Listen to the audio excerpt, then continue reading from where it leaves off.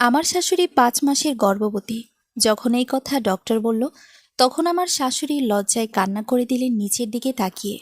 আমি তার ছেলের বউ হিসেবে কি বলবো আমি নিজেও বুঝতে পারতেছি না। বিয়ের পর এই 6 মাসে রিমি একটা বিষয় খুব পরিষ্কার বুঝেছে। তার শাশুড়ি সালমা বেগম এবারই শুধু অভিভাবকই নন, এই ইটপাথরের দালানের তিনি এক পোষলা শান্তির বৃষ্টির মতন শান্ত, মৃতভাষী আর ভীষণ পর্দানশীল এই মহিলা 46 বছর বয়সেও যেন আভিজাত্য ধরে রেখেছেন। রিমি তাকে যতটা না শাশুড়ি হিসেবে পায়, তার চেয়ে বেশি পায় একজন নির্ভরতার ছায়া হিসেবে। কিন্তু গত 2-3 মাস ধরে ছায়াটা কেমন যেন ফ্যাকাশে হয়ে যাচ্ছিল। সালমা বেগম ঠিক মতো খাচ্ছেন না, রান্নাঘরে গেলে অকারণে গা গোলাচ্ছে, আর সিঁড়ি দিয়ে উঠতে গেলে মাঝপথেই বসে পড়ছেন। রিমির শাশুড়ির এমন শারীরিক অবস্থা দেখে পরিবারের সবাই ভেবেছিল হয়তো বয়সজনিত ডায়াবেটিস কিংবা রক্তচাপের সমস্যা। কিন্তু রিমি লক্ষ্য করল মা যেন নিজের শরীর নিয়ে এক ধরনের কুণ্ঠায় ভুগছেন, কারোর সাথে চোখ মিলিয়ে কথা বলছেন না। শেষ পর্যন্ত রিমির জেদেই আজ বিকেলে ধানমন্ডির এক ক্লিনিকে নিয়ে আসা। চেম্বারের ভেতরে এসিটা হালকা গুঞ্জন করছে। ডাক্তার রিপোর্টটা হাতে নিয়ে যখন চশমার ওপর দিয়ে সালমা বেগমের দিকে তাকালেন, তখন তার মুখে এক চিলতে হাসি। অভিনন্দন সালমা বেগম, আপনি মা হতে চলেছেন। আপনি 5 মাসের অন্তঃসত্ত্বা। মুহূর্তের মধ্যে পুরো রুমটা যেন এক গভীর নিস্তব্ধতায় জমে পাথর হয়ে গেল। রিমির কানে শব্দগুলো যেন বাজ পড়ার মতো শোনালো। সে একবার ডাক্তারের দিকে তাকালো, একবার তার শাশুড়ির দিকে। 46 বছর বয়সে শাশুড়ির গর্ভধারণ এই আধুনিক যুগেও আমাদের দেশের মধ্যবিত্ত পরিবারে এক বিশাল ধাক্কা। সালমা বেগম পাথরের মতো বসে রইলেন কয়েক সেকেন্ড। তারপর তার ফর্সা মুখটা অপমানে আর লজ্জায় লাল হয়ে উঠল। কাপা কাপা হাতে গায়ের বড় চাদরটা টেনে মুখ ঢেকে ফেললেন তিনি। চোখ থেকে টপ টপ করে পানি গড়িয়ে পড়ছে প্রেসক্রিপশনের ওপর। তিনি মাথা নিচু করে ভাঙা গলায় শুধু বললেন, এই বয়সী মানুষ কি বলবে ডাক্তার সাহেব? আমার বড় ছেলেটার বিয়ে দিয়েছি মাত্র কদিন হলো, তার বউ পাশে দাঁড়িয়ে। আমি এখন কোন মুখ দেখাবো? ডাক্তার সাহেব প্রবোধ দেওয়ার চেষ্টা করলেন, কিন্তু সালমা বেগমের কান্না থামল না। রিমি তখনও হতভম্ব, তার মনের ভেতর হাজারো চিন্তার ঝড়। বাইরে আত্মীয় স্বজনের কানাঘোষা, প্রতিবেশীদের বাঁকা হাসি, আর সবচেয়ে বড় কথা, রিমির স্বামী অর্থাৎ সালমা বেগমের বড় ছেলে রাশেদ এই খবরটা কিভাবে নেবে? বাড়ির নতুন বউ আসার পর শাশুড়ির গর্ভবতী হওয়াটা আমাদের সমাজে এখনও এক ধরনের ট্যাবু বা সামাজিক অপরাধের মতো দেখা হয়। ক্লিনিক থেকে বেরিয়ে গাড়িতে ওঠার সময়ও সালমা বেগম নিজেকে গুটিয়ে রেখেছিলেন। গাড়ির পেছনে ছিটে রিমি আর শাশুড়ি পাশাপাশি বসা। জানালার বাইরে পড়ন্ত বিকেলের আলো। সালমা বেগম মুখ ফিরিয়ে বাইরে তাকিয়ে নিঃশব্দে কাঁদছেন। রিমির খুব ইচ্ছে করছিল মায়ের হাতটা শক্ত করে ধরতে, বলতে, মা, এতে আপনার কোনো দোষ নেই, এটা তো আল্লাহর দান। কিন্তু সংকোচ আর সামাজিক জড়তা তাকেও আষ্টেপৃষ্ঠে বেঁধে রেখেছে। গাড়ির কাছের প্রতিবিম্বে রিমি দেখতে পেল তার শাশুড়ির বিধ্বস্ত চেহারা। একজন নারীর জন্য মাতৃত্ব আনন্দের সংবাদ হওয়ার কথা, কিন্তু এই সামাজিক প্রেক্ষাপটে এই বয়সী তা যেন এক বিশাল বোঝা হয়ে দাঁড়িয়েছে। লজ্জার চাদরে নিজেকে ঢেকে রাখা এই মহিলাই তো তাকে এ কদিন আগে আগলে রেখেছিলেন। আজ তিনি নিজেই কত অসহায়। বাসার গেটে যখন গাড়ি থামল, সালমা বেগমের চোখে মুখে তখন আসন্ন এক যুদ্ধের আতঙ্ক। বাড়ির ভেতর রাশেদ আর তার বাবা ড্রয়িং রুমে বসে গল্প করছেন। তারা কেউ জানেন না আজ এই সন্ধ্যার সাথে সাথে এক নতুন ঝড়ের পূর্বাভাস তাদের ঘরে ঢুকছে। রিমি মনে মনে নিজেকে শক্ত করল। সে জানে সামনের দিনগুলো অনেক কঠিন। একদিকে শাশুড়ির সম্মান, অন্যদিকে সমাজের বিষাক্ত কথা। রিমির চোখে ভাসছে সালমা বেগমের সেই নিচু করা মাথার চোখের পানি। সে কি পারবে এই পরিবারকে আগলে রাখতে? ড্রয়িং রুমে পা রাখতেই এক অদ্ভুত থমথমে নীরবতার রিমিকে গ্রাস করল। রাশিদ আর তার বাবা জনাব মোস্তাক আহমেদ টেলিভিশনের খবরে মগ্ন ছিলেন। কলিং বেলের শব্দে রাশিদ হাসি মুখে তাকালো। কি খবর মা? ডাক্তার কি বলল? প্রেশার কি খুব বেশি? সালমা বেগম কোনো উত্তর দিলেন না। তিনি দ্রুত পায়ে নিজের রুমের দিকে চলে গেলেন। ওড়না দিয়ে মুখটা এখনও ঢাকা। তার এই অস্বাভাবিক আচরণে রাশিদ আর তার বাবা দুজনেরই কপালে চিন্তার ভাঁজ পড়ল। জনাব মোস্তাক রিমির দিকে তাকিয়ে জিজ্ঞেস করলেন, মা রিমি, তোমার শাশুড়ির কি হয়েছে? শরীর বেশি খারাপ? রিমি দরজায় দাঁড়িয়ে ঘামছে। তার মনে হচ্ছে এই মুহূর্তের সত্যিটা একটা কাচের দেয়ালের মতো, যা একবার ভেঙে পড়লে পুরো ঘরটা লণ্ডভণ্ড হয়ে যাবে। সে ঢোক গিলে বলল, মা একটু ক্লান্ত, আপনারা বসুন, আমি আসি। রিমি সোজা শাশুড়ির রুমে গেল। সালমা বেগম জায়নামাজে বসে ডুকরে কাঁদছেন। ৪৬ বছর বয়সে এসে এই মাতৃত্ব যেন তার কাছে কোনো আশীর্বাদ নয়, বরং লোকলজ্জার এক মরণ ফাঁদ। রিমি আলতো করে তার কাঁধে হাত রাখল। সালমা বেগম আর্তনাদ করে উঠলেন, রিমি, তুই কেন আমাকে নিয়ে গেলি ক্লিনিকে? এই লজ্জা নিয়ে আমি বাঁচব কি করে? কাল যখন তোর ননদ ভাসুরা জানবে, যখন প্রতিবেশীরা ছিছি করবে, তখন আমি কোথায় মুখ লুকাবো? তুই তো নতুন বউ, তোর কাছেও আমি ছোট হয়ে গেলাম রে। রিমির বুকের ভেতরটা হাহাকার করে উঠল। সে শাশুড়ির হাত দুটো জড়িয়ে ধরে বলল, মা, এভাবে বলবেন না।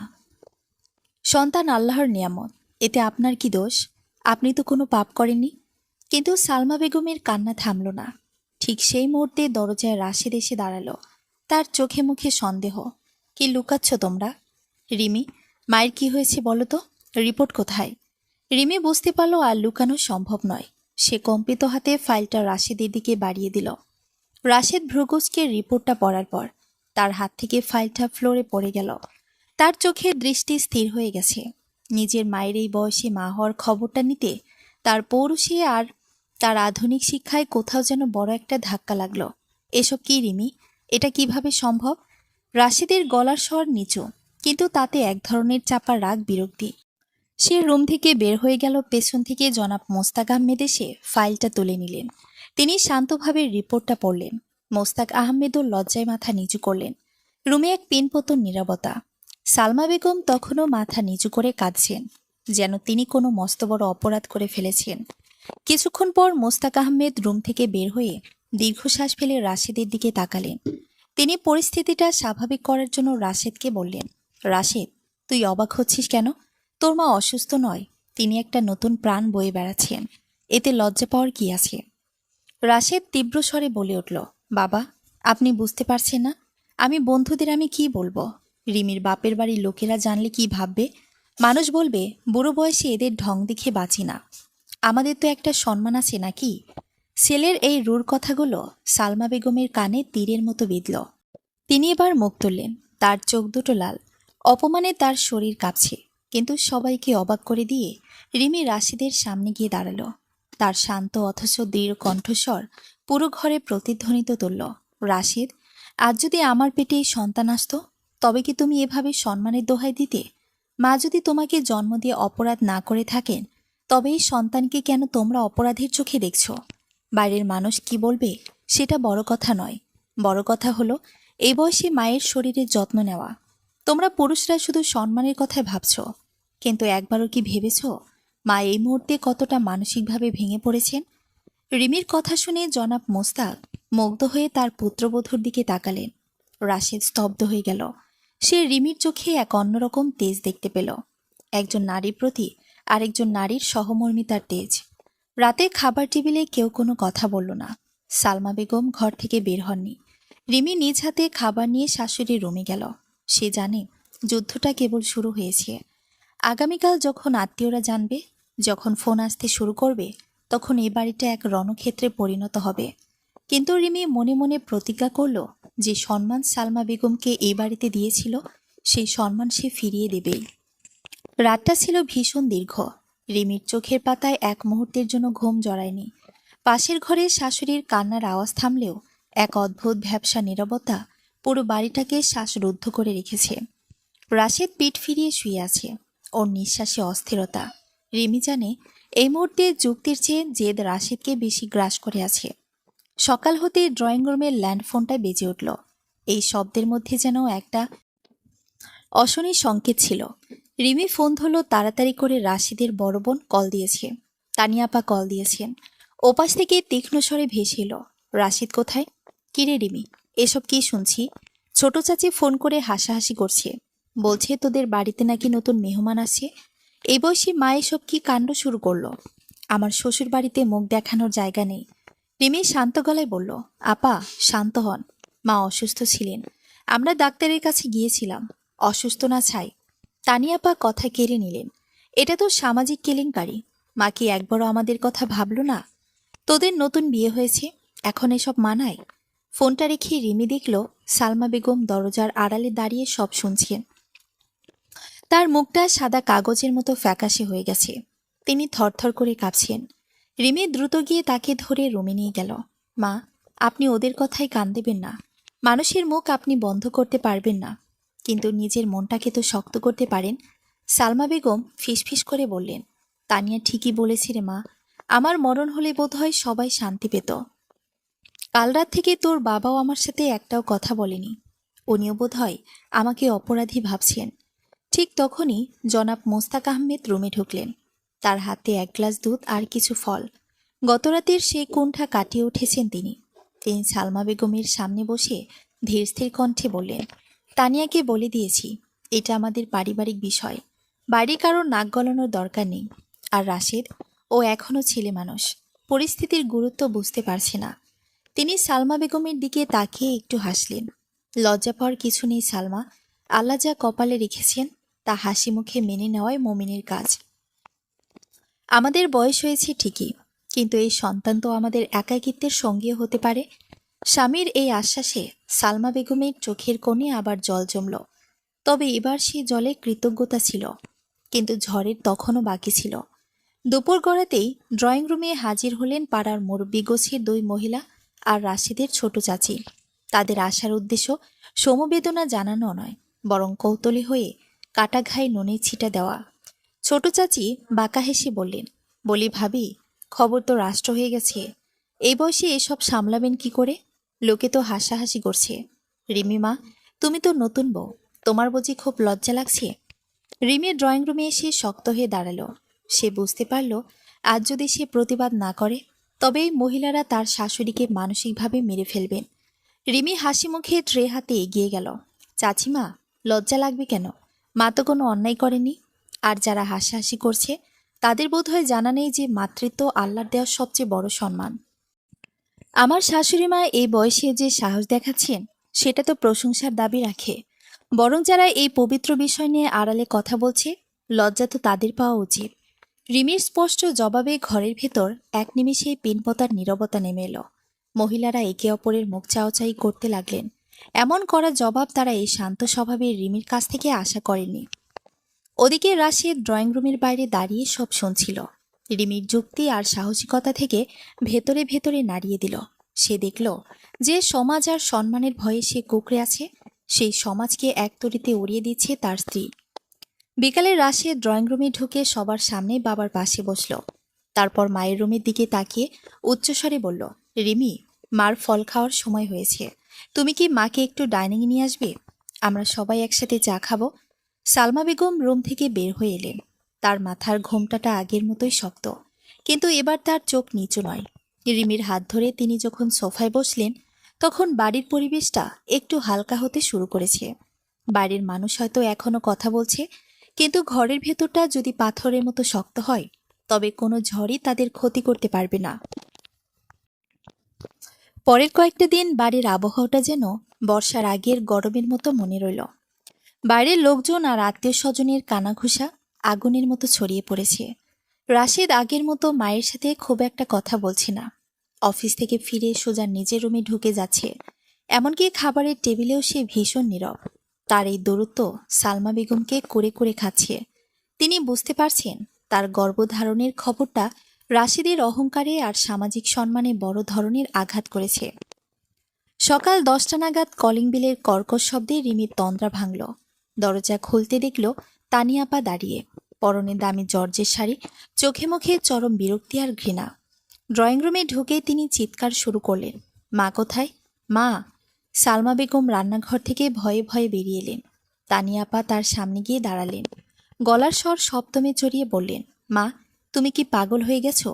এই বুড়ো বয়সে এসব নোংরামি করার আগে একবারও আমাদের কথা ভাবলে না? আমার শ্বশুরবাড়ির লোকজন হাসাহাসি করছে। তারা বলছে তানিয়ার মায়ের নাকি ভীমরতি ধরেছে। আমার ছোট নন্নদের বিয়ে ভেঙে যাওয়ার উপক্রম হয়েছে আমাদের পারিবারিক কেলেঙ্কারির জন্য। সালমা বেগম মাথা নিচু করে দাঁড়িয়ে রইলেন। তার চোখ দিয়ে অজর ধারায় পানি পড়ছে। তিনি শুধু বললেন, তানিয়া, তুই নিজের মাকে এভাবে বলতে পারলি? কেন বলবো না? তানিয়া এবার আরো কঠোর হলেন। এখনো সময় আছে মা, মাত্র 5 মাস। আমি একটা ভালো গাইনোকোলজিস্টের সাথে কথা বলেছি। কাল সকালেই ক্লিনিকে চলো। এই আপদ বিদায় করতে হবে। লোকে জানবে তোমার পেটে টিউমার হয়েছিল। সেটার অপারেশন হয়েছে। দয়া করে আমাদের আর ছোট করো না। রুমের কোণ থেকে রাশেদ বেরিয়ে এলো। সে তানিয়াপার কথাগুলো শুনছিল। তার চোখে মুখেও এক ধরনের দ্বিধা। সে তানিয়াকে থামালো না, বরং চুপ করে দাঁড়িয়ে রইল। রিমির বুকটা ফেটে যাচ্ছিল। সে দ্রুত সামনে এগিয়ে এসে তানিয়া আপার মুখোমুখি দাঁড়ালো। আপা, আপনি শিক্ষিত হয়ে নিজের মাকে এই খুনের পরামর্শ দিচ্ছেন কিভাবে? এটা তো কোনো আপদ নয়, এটা একটা জীবন। রিমির গলার স্বর রাগে কাঁপছিল। তানিয়াপা রিমির দিকে তেড়ে এলেন। তুমি নতুন বউ, তুমি চুপ থাকো। আমাদের ফ্যামিলি ম্যাটারে কথা বলতে এসো না। রাশেদ, তুই কিছু বলছিস না কেন? তুই কি চাস এই লজ্জার বোঝা সারা জীবন বয়ে বেড়াতে? রাশেদ একবার মায়ের দিকে তাকালো, একবার তানিয়ার দিকে।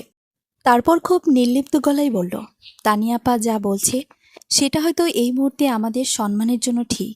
মা, আপনি কিন্তু বুঝতে পারছেন না, আমরা রাস্তায় বের হতে পারছি না। রাশেদের সমর্থন পেয়ে তানিয়াপা আরও সাহসী হলেন। তিনি সালমা বেগমের হাত ধরে টানতে চাইলেন, চলো আমার সাথে, আজই আমরা সব ব্যবস্থা করব। ঠিক তখনই রিমি চিৎকার করে উঠল, খবরদার, মায়ের গায়ে হাত দেবেন না। আপনারা কি মানুষ নাকি পিশাচ? যে মা আপনাদের তিলে তিলে বড় করেছেন, আজ তার অসহায়ত্বের সুযোগ নিয়ে আপনারা তার মাতৃত্ব কেড়ে নিতে চাইছেন। রিমি রাশেদের দিকে ঘুরে দাঁড়িয়ে বলল, রাশেদ, তুমি আজ চুপ করে আছো মানে? তুমি এই খুনে সায় দিচ্ছ? মনে রেখো, আজ যদি মায়ের এই সন্তানকে তোমরা অস্বীকার করো, তবে একদিন তোমাদের নিজের সন্তানও তোমাদের এভাবে অস্বীকার করবে। রাশেদ রিমির চোখের আগুনের দিকে তাকিয়ে মাথা নিচু করল। সে ঘর থেকে বের হয়ে গেল, কিন্তু আমার মায়ের দিকে একটাবার ফিরেও তাকালো না। সে যেন নিজের সাথে যুদ্ধ করছে, কিন্তু সেই যুদ্ধে তার সামাজিক সম্মানটাই জয়ী হচ্ছে বারবার। সারাদিন বাড়িতে কারো মুখে কোনো দানা পড়ল না। তানিয়াপা জেদ ধরে বসে আছেন, কালই অপারেশন করাবেন। সালমা বেগম জায়নামাজে বসে কাঁদছেন। সন্ধ্যার দিকে হঠাৎ দেখা গেল সালমা বেগম ফ্লোরে পড়ে আছেন। তার পেট চেপে ধরে যন্ত্রণায় ছটফট করছেন। রিমি দৌড়ে এলো, মা, মা কি হয়েছে? সালমা বেগমের মুখ নীল হয়ে গেছে, কপালে বিন্দু বিন্দু ঘাম। প্রচণ্ড ব্যথায় তিনি কথা বলতে পারছেন না। তানিয়াপার রাশেদও ছুটে এলো। রিমির মনে এক ভীষণ ভয় জেঁকে বসল। তবে কি মানুষের এই অভিশাপ আর মানসিক চাপে বাচ্চাটার কোনো ক্ষতি হয়ে গেল? রাশেদ তখনও মায়ের দিকে যেতে সংকোচ বোধ করছিল, কিন্তু রিমির ধমকে সে সম্বিত ফিরে পেল। রাশেদ, দাঁড়িয়ে দেখছো কি? মাকে তাড়াতাড়ি হাসপাতালে নিয়ে চলো। অন্ধকার রাতের নিস্তব্ধতা চিরে গাড়িটা হাসপাতালের দিকে ছুটল। গাড়ির ভেতর সালমা বেগম নিস্তেজ হয়ে পড়ে আছেন রিমির কোলে। রাশেদ স্টিয়ারিং ধরে আছে ঠিকই, কিন্তু তার চোখের কোণে এবার এক ফোঁটা পানি দেখা গেল। তবে কি মায়ের এই বিপদে তার সেই পুরুষালী সম্মান ধুলোয় মিশে গেল? হাসপাতালের করিডোর জুড়ে এক থমথমে নীরবতা। সাদা দেয়ালগুলো যেন সালমা বেগমের যন্ত্রণার সাক্ষী হয়ে দাঁড়িয়ে আছে। লেবার রুমের বাইরে রিমি অস্থির হয়ে পায়চারি করছে। রাশেদ করিডোরের শেষ মাথায় জানালার গ্রিল ধরে বাইরের অন্ধকারের দিকে তাকিয়ে আছে। তানিয়াপা সোফায় বসে বারবার ফোন চেক করছেন। হয়তো ভাবছেন শ্বশুর বাড়িতে কি কৈফত দেবেন, কিন্তু কারো মুখে কোনো কথা নেই। ঘণ্টাখানেক পর ডাক্তার বের হয়ে এলেন, মুখ ভর্তি উদ্বেগের ছায়া। রাশেদ দ্রুত এগিয়ে গেল, ডাক্তার সাহেব, আমার মা, মা ঠিক আছেন তো? ডাক্তার দীর্ঘশ্বাস ফেলে রাশেদের দিকে তাকালেন। পেশেন্টের অবস্থা খুব একটা ভালো নয়। প্রচণ্ড মানসিক চাপ আর রক্তচাপ বেড়ে যাওয়ার ইন্টারনাল ব্লিডিং শুরু হয়েছে। 5 মাসের প্রেগনেন্সিতে এটা মা এবং বাচ্চা উভয়ের জন্যই প্রচণ্ড ঝুঁকিপূর্ণ। আমরা চেষ্টা করছি, কিন্তু আগামী 24 ঘন্টা খুব ক্রুশিয়াল।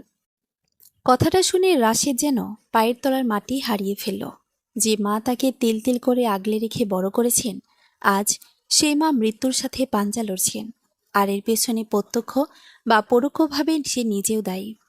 রাশেদ ধপ করে করিডোরের চেয়ারে বসে পড়ল। তার দুহাতে মুখ ঢেকে ডুকরে কেঁদে উঠল সে। রিমি রাশেদের পাশে গিয়ে দাঁড়ালো। তার চোখে জল থাকলেও কণ্ঠস্বর ছিল কঠোর। এখন কেঁদে কি হবে রাশেদ? আজ সারা দিন তোমরা যে ব্যবহার মায়ের সাথে করেছো, যে লোকলজ্জার দোহাই দিয়ে ওনাকে মেরে ফেলতে চেয়েছো, এই পরিস্থিতি তো তারই ফল। মা আজ লড়ছেন শুধু নিজের জন্য নয়, তোমাদের অবহেলার বিরুদ্ধেও। তানিয়াপা ওপাশ থেকে উঠে এলেন। রিমি, তুমি কি এখন আমাদের দোষ দিচ্ছ? আমরা তো পরিবারের সম্মানের কথা ভেবেছিলাম। পরিবারের সম্মান? রিমি এবার তানিয়াপার চোখের দিকে তাকিয়ে বলল, আপা, যে সম্মান মায়ের জীবনের চেয়ে বড় হয়ে যায়, সেই সম্মান তো আসলে একটা বোঝা। মা যদি আজ না থাকেন, তবে আপনার শ্বশুরবাড়ির আভিজাত্য কি মাকে ফিরিয়ে দেবে? আপনি তো নিজের স্বার্থে গর্ভপাতের কথা বলেছিলেন। এখন কি শান্তি পাচ্ছেন? তানিয়া আপা নিস্তব্ধ হয়ে গেলেন। তার ভেতরে হয়তো কোথাও অপরাধবোধ কাজ করতে শুরু করেছে। রাশিদ হঠাৎ উঠে দাঁড়িয়ে ডাক্তারদের রুমের দিকে গেল। সে চিৎকার করে বলতে চাইল, আমার মাকে বাঁচান, বাচ্চাটাকেও বাঁচান। আমি সব লোকলজ্জা মেনে নিতে রাজি আছি। মাঝরাতে একবার সালমা বেগমের জ্ঞান ফিরল। রিমিকে ভেতরে যাওয়ার অনুমতি দেওয়া হলো। সালমা বেগমের চোখ দুটো আধবোজা, মুখটা অক্সিজেনে মাস্কে ঢাকা। রিমি তার হাতটা ধরতেই তিনি ক্ষীণ স্বরে বললেন, রিমি, আমার বাচ্চাটা কি আছে রে? ওরা কি কেড়ে নিল? রিমি কান্নায় ভেঙে পড়ল। সে মায়ের হাতে কপালে চুমু খেয়ে বলল, না মা, কিচ্ছু হয়নি। আপনার সন্তান আপনার কাছেই আছে। আপনাকে সুস্থ হতে হবে মা, আমাদের জন্য। সালমা বেগম রিমির দিকে তাকিয়ে একচিলতে হাসলেন, যেন তিনি বুঝতে পারলেন এই পুরো দুনিয়ায় তার পাশে শুধু এই মেয়েটাই পাহাড়ের মতো দাঁড়িয়ে আছে। সকাল হওয়ার সাথে সাথে জনাব মোস্তাক আহমেদ হাসপাতালে এলেন। তিনি সারা রাত জায়নামাজে পড়েছিলেন। তার চোখে মুখে এক ধরনের প্রশান্তি। তিনি রাশিদের কাঁধে হাত রাখলেন।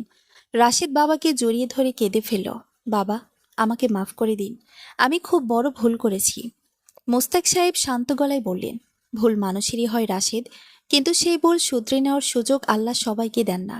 তোর মা আজ জীবন মৃত্যুর সন্ধিক্ষণে দাঁড়িয়ে তোকে একটা শিক্ষা দিয়ে যাচ্ছেন, জীবন সবকিছুর ঊর্ধ্বে। পরের দুদিন হাসপাতাল আর ঘরের মধ্যে দৌড়ঝাঁপ চলল। ধীরে ধীরে সালমা বেগমের অবস্থা স্থিতিশীল হতে শুরু করল। ডাক্তার জানালেন, আপাতত বিপদ কেটে গেছে, তবে তাকে কড়া বিশ্রামে থাকতে হবে। বাসায় ফেরার দিন রাশেদ নিজেই হুইলচেয়ার ঠেলে মাকে গাড়িতে তুলল। বাড়িতে ঢোকার সময় পাড়ার কিছু মহিলা কৌতূহলী হয়ে তাকিয়েছিল। রাশেদ এবার আর মুখ নিচু করল না। সে বুক ফুলিয়ে মায়ের পাশে হেঁটে ঘরে ঢুকল। তানিয়া আপা তার ব্যাগ গুছিয়ে নিজের বাড়িতে ফিরে গেলেন। যাওয়ার আগে মায়ের কপালে হাত দিয়ে শুধু বললেন, মা, নিজের যত্ন নিও। রিমির মনে হলো ঝড়টা থেমে গেছে, কিন্তু ঝড়ের পর যে ধ্বংসস্তূপ পড়ে থাকে তা গোছাতে এখনো অনেক সময় বাকি।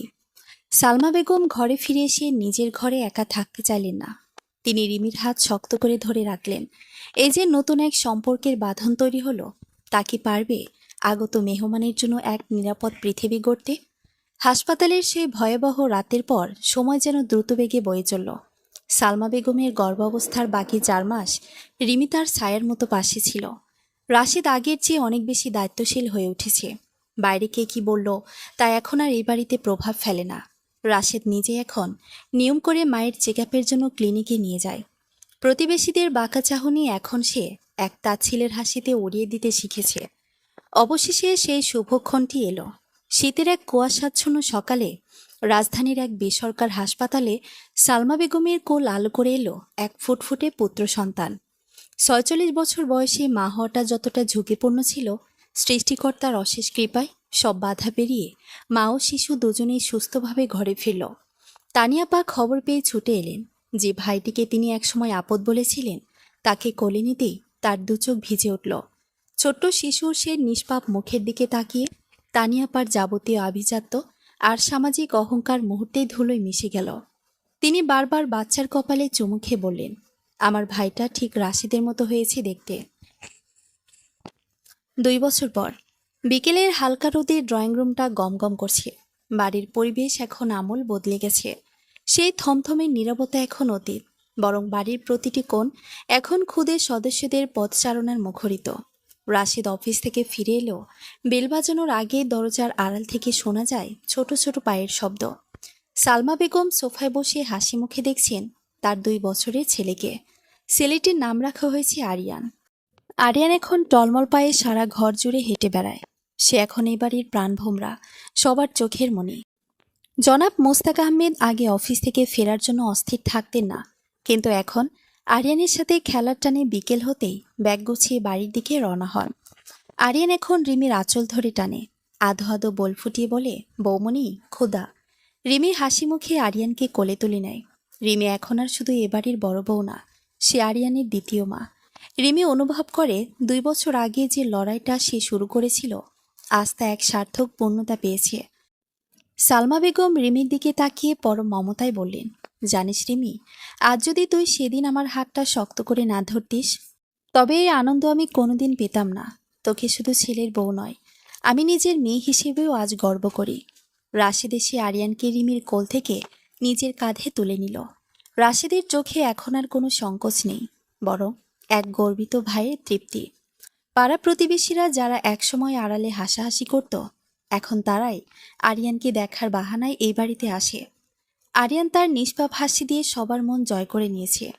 বাংলাদেশের এই মধ্যবিত্ত সমাজ ব্যবস্থায় রক্তের সম্পর্কের চেয়েও যে মানসিক সাহসিকতা আর সহমর্মিতা বড়, রিমির এই নীরব যুদ্ধ তারই প্রমাণ।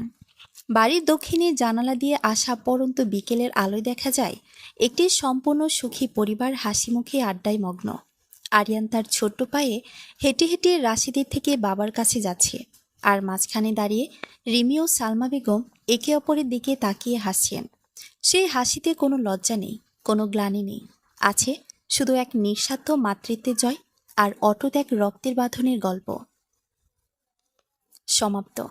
গল্পটি কেমন লাগলো আশা করি আজকে কমেন্টে জানিয়ে যাবেন। ধন্যবাদ।